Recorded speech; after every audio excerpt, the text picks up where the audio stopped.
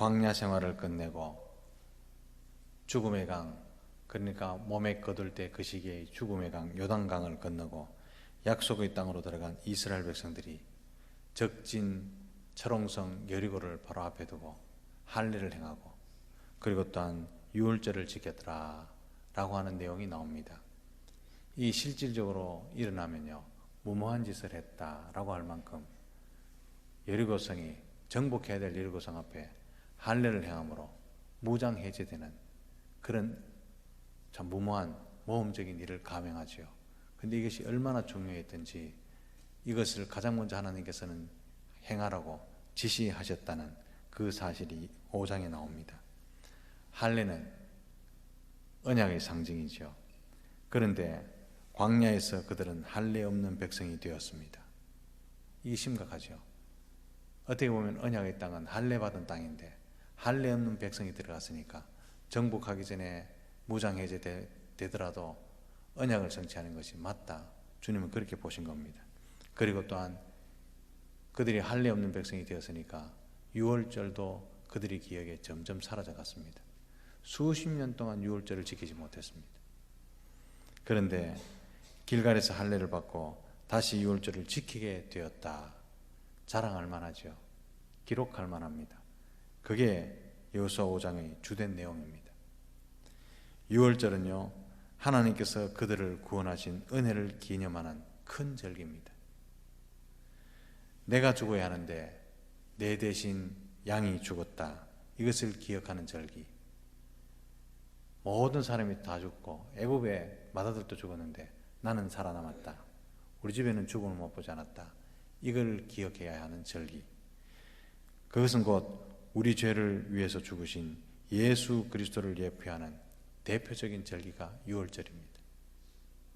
그래서 예수님도 유월절을 지키고 유월절 바로 전에 십자가 못 박혀 돌아가셨죠. 유월절, 예수님의 구속 사역을 가장 확실하게, 가장 설명하기 쉽게 그렇게 이해하는 것이 유월절이죠. 그러나 이 중요한 절기가 그동안 광야에서 불순종했던 백성들 때문에 행해지지 못하고 지켜지지 못했더라라는 겁니다.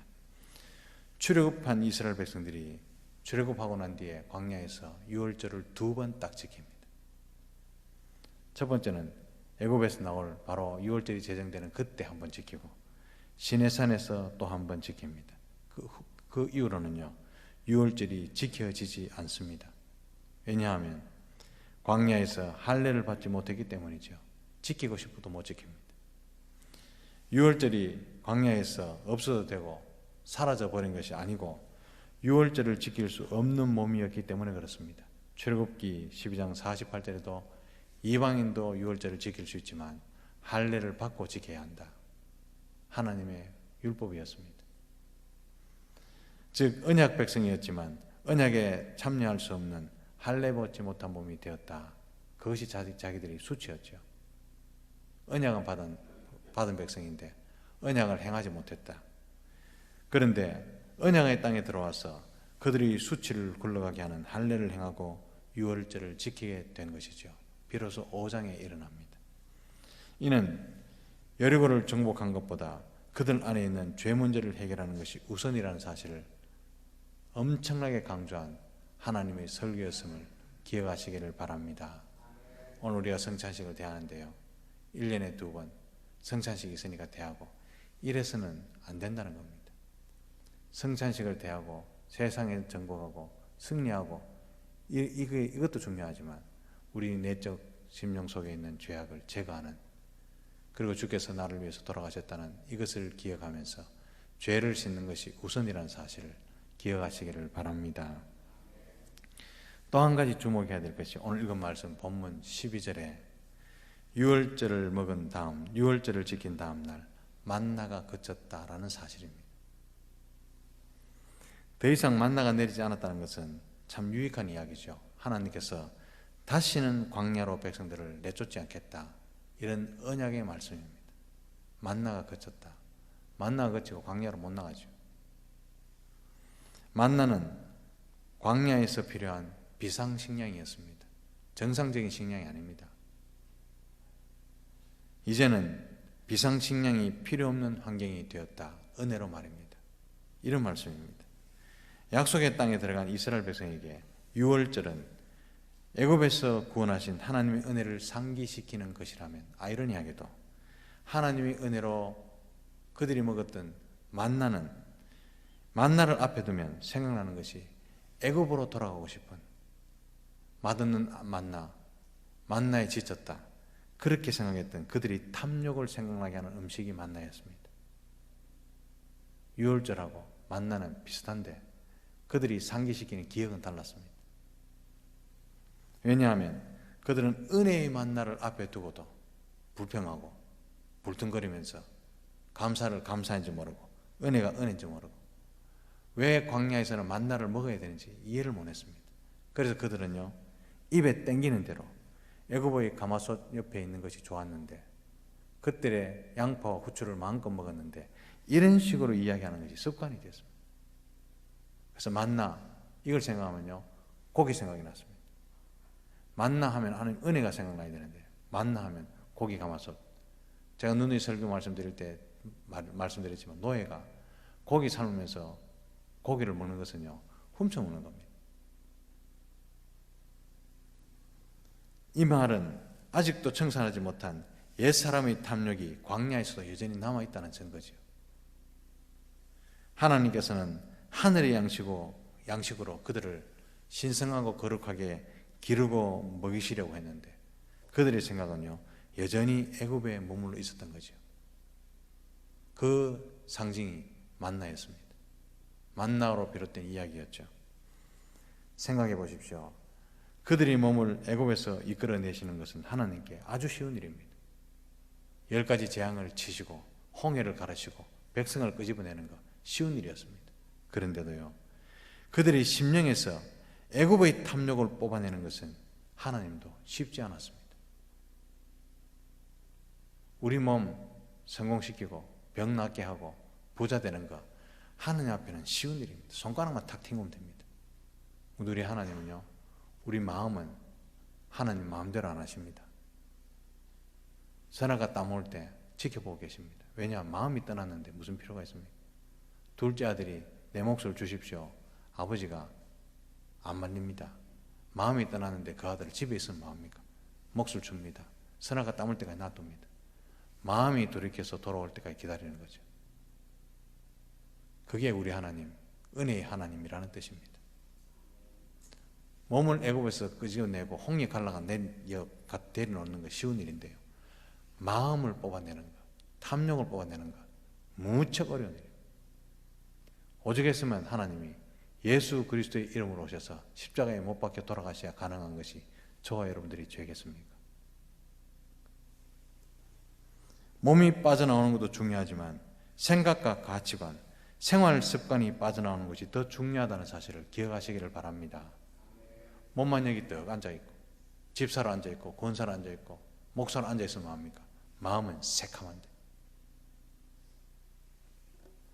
골로새서 3장 1절과 2절에 너희가 그리스도와 함께 다시 살리심을 받았으면 위의 것을 찾으라. 거기는 그리스도께서 하나님 우편에 앉아 계시느니라. 위의 것을 생각하고 땅의 것을 생각하지 말라. 몸이 빠져나왔으면요, 생각도 위에 있어야 된다, 이 말입니다. 몸이 광야로 빠져나오고 약속의 땅에 있으면 약속의 땅에 가 있어야지. 생각은 못 빠져나와서 애굽의 가마솥이 좋았는데, 후추가 좋았는데, 이래 말하면 안 된다는 거죠. 지금 이스라엘 백성들은 요단강을 건넜고 약속의 땅에 들어와 있습니다. 그러므로 광야의 삶을 돌아보지 말고 새 생활의 방식으로 살아야 한다. 이 말씀이 바로 12절 그 해에 가나안 땅의 소출을 먹었더라, 이런 뜻입니다. 몸이 빠져나왔으면 양식도 바꿔야죠. 계속 젖만 먹으면 됩니까? 밥을 먹어야죠. 계속 옹냐옹냐 해가 되겠습니까? 장로가 돼도 옹냐옹냐한 이 옹냐옹냐, 집사가 돼도 옹냐옹냐. 그래갖고 어떻게 밥을 먹겠습니까? 즉 새 사람에게는 새로운 양식, 새로운 삶의 방식이 있다는 뜻입니다. 정착의 땅에서는 광야에서 방황하던 생활을 청산해야 하는 새로운 삶을 영위하는 생활 방식을 따라야 한다. 이 말씀이 그의 가나안 땅의 소출을 먹었더라, 그런 뜻이죠. 약속의 땅에서 사는 방식은 광야에서 살던 방식과 달라야 한다는 뜻입니다. 애굽의 노예 근성에 사로잡혀서 불순종하다가 죽어간 광야의 예습성을 벗어나서 이제는 하나님의 은혜로 사는 새 사람의 방식을 따라 살아야 하는 사람들이 구원받고 언약의 땅에 들어온 너희들이다, 이런 뜻입니다. 사랑하는 성도 여러분, 이것은 모든 성도에게 주시는 표상입니다. 성도에게는 옛사람의 습관, 죄 가운데 방황하던 삶을 청산하고 예수 그리스도의 은혜로 시작된 새 생활이 있음을 기억하시기를 바랍니다. 어제나 오늘이나 똑같은 환경이라서 나는 어제나 오늘이나 똑같은 생활, 똑같은 성질, 똑같은 혈기로 살아야 된다, 아닙니다. 그게 예수를 믿어도 잘못 믿는 거죠. 사랑하는 성도 여러분, 어정쩡하게 예수를 믿고 있다면 교회도 가야 되고 세상도 좋고 내 쾌락과 내 말초신경이 땡기는 대로 간다, 이 말이 왜냐하면 청산하지 못한 옛사람의 욕심이 내 마음속에 남아있다는 뜻입니다. 예수 믿기 안 쉽습니다. 우습게 보지 마십시오. 예수 그렇게 쉽게 믿고 천국 갈 것 같으면 누구나 다 가죠. 절에 가도 가죠. 우상 숭배해도 가죠. 그렇게 예수 믿는 거 아닙니다. 예수 믿고 구원받은 성도는 옛사람이 살던 방식이 아니라 새 사람이 사는 방식을 따라야 하는 몸부림이 있어야 예수 믿고 사는 겁니다. 예수 믿으러 올 때는 넓은 길로 왔다가 예수 만나죠. 만나고 가는 길은 좁은 길입니다. 그거를 아무리 설명해도 이해를 못해요. 목사도 답답합니다. 아무리 설명해도 이해를 못해요. 제약 가운데 살아가던 옛사람의 습성, 넓은 길로 가서 안 된다, 이 말입니다. 옛사람의 망령에 사로잡혀 있지 말고 새 사람의 방식에 익숙해지시기를 주님의 거룩한 이름으로 부탁합니다. 그의 가나안 땅의 소출을 먹었더라, 이 말은 새로운 삶에는 새로운 방식, 새롭게 먹어야 되는 새로운 영적 양식이 적용된다는 사실을 분명히 말씀하고 있습니다. 그래서 광야에서 먹던 비상식량은 더 이상 적절하지 못하다. 오늘 이 본문 말씀이요, 쓸데없이 그 땅에 들어가 소출을 먹었더라, 일기 쓰듯이 쓴 거 아닙니다.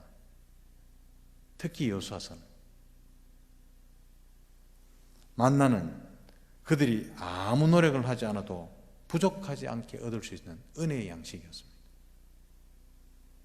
아무것도 할 수 없으니까. 그러나 가나안 땅의 소출은 그렇지 않습니다. 가꾸고 경작하고 예배하며 하나님께 감사드리며 이마에 땀을 흘려야 얻을 수 있죠. 이것을 거저받은 구원의 은혜와 영적 성숙의 차이라고 말할 수 있습니다. 즉 만나가 선물로 주신 하나님의 구원의 은혜, 여기에 비유된다면 가나안 땅의 소출은 영적 성숙을 위한 몸부림이죠. 사랑하는 성도 여러분, 구원받은 성도는 그리스도의 장성한 분량에 이르도록 성장해야 된다는 사실을 기억하시기를 바랍니다. 사도 바울이 그렇게 피를 토하다면서 이야기하대요. 젖습만 먹지 말고 이제는 밥 좀 먹어라. 고린도전서에, 히브리서에 계속 이야기하잖아요. 인격에서 예수를 닮아가야 되고 말이 고급스럽게 나와야 되고 시정잡배같이 말하면 안 되고 생각도 거룩하게 해야 됩니다. 그 영적 성숙은 가꾸고 경작하지 않으면 결코 자라지 않습니다. 죄악된 생활은 가꾸지 않아도 됩니다. 마치 화단 던져놓으면 화단 망치듯이. 잡초 가꾸는 거 봤습니까? 안 가꾸어도 화단에 가면요 있는 게 잡초입니다. 그러나 새 사람의 성품, 꽃은 가꾸고 물 주고 김매 주고 비례 주고 이래야 성숙합니다. 말도 부드럽게 하고 부드럽게 해야 부드럽게 되는 거고 눈빛도 웃는 인상으로 자꾸 연습을 해야 되고 그걸 보면서 예수 믿는 흉내도 내봐야 되고 이래야 예수 믿게 되는 겁니다. 옛사람은 화날 때 혈기 부리고 주먹 쓰고 욕심날 때 온갖 수단을 동원해서 쟁취하고 남을 밟고 일어서면서 축복이라고 말합니다. 그러나 새 사람은 오래 참고 견뎌보고 믿어보고 내 것을 나눠주고 넘어진 자를 세워주고 함께 걸어가는 사람이 새 사람임을 기억하시기를 바랍니다. 이런 삶은요, 훈련 없이, 새 양식 없이 결코 성취되지 않습니다. 이것이 약속의 땅에서 그 땅의 소출을 먹으라, 그 말씀이고 의미입니다. 그러면 우리가 취할 양식이 무엇입니까? 요한복음 6장 55절에 모든 양식을 뭉뚱그리로 온유와 사랑과 오래 참음, 이거 다 합해서 내 살은 참된 양식이요 내 피는 참된 음료로다. 예수님의 살을 먹는다, 이 말이죠. 예수님의 삶이 뭡니까? 예수님의 완전한 인격을 따라 산다는 겁니다.